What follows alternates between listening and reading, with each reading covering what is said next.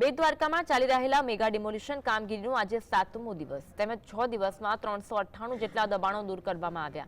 છેલ્લા 6 દિવસના mega demolition કામગીરીમાં 376 રહેણાંક મકાનો, અન્ય 13 આવાસો, 9 કોમર્શિયલ બાંધકામો પર બુલડોઝર ફરી વળ્યું હતું। કુલ 1,14,132 ચોરસ મીટર ક્ષેત્રફળમાં દબાણ દૂર કરવામાં આવ્યું।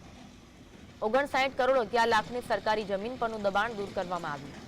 6 દિવસના મેગા ડિમોલિશન દરમિયાન ધાર્મિક દબાણો પણ દૂર કરવામાં આવ્યા।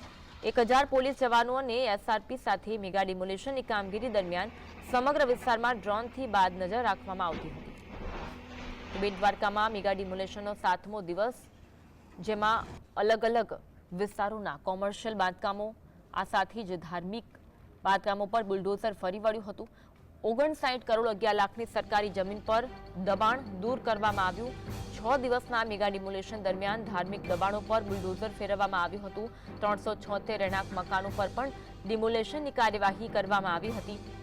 આ સાથે બેટ દ્વારકામાં અન્ય 13 જેટલા બાંધકામ પર બુલડોઝર ફેરવવામાં આવ્યું। 1000 પોલીસ જવાનો અને એસઆરપી સાથે આ મેગા ડિમોલિશનની કાર્યવાહી થઈ। 9 કોમર્શિયલ બાંધકામો પર બુલડોઝર ફેરવવામાં આવ્યું હતું। તો બેટ દ્વારકામાં મેગા ડિમોલિશનનો 7મો દિવસ છે।